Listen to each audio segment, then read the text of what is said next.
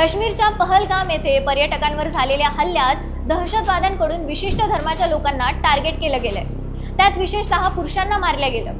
अनेकांना त्यांचा धर्म विचारून त्यांच्यावर हल्ला केला गेल्याच्या घटना समोर आल्यात। यात आसामच्या प्रोफेसरनी मात्र शक्कल लढवत स्वतःचा जीव वाचवलाय। समोर मृत्यू उभा असताना केवळ कलमा म्हणून देवाशीष भट्टाचार्यांनी स्वतःची या घटनेतून सुटका करून घेतली आहे। भट्टाचार्य हे आसाम विद्यापीठात बंगाली विभागात सहयोगी प्राध्यापक आहेत। प्रोफेसर भट्टाचार्य हे आपल्या कुटुंबासोबत जम्मू काश्मीर येथे फिरायला गेले होते। एका झाडाखाली बसले असताना अचानक गोळीबार सुरू झाला आणि काही काळाच्या आतच एक दहशतवादी त्यांच्या समोर येऊन उभा राहिला, परंतु त्यांनी त्यांच्या समोर कलमा वाचल्यामुळे दहशतवाद्यांनी त्यांना सोडून दिलं।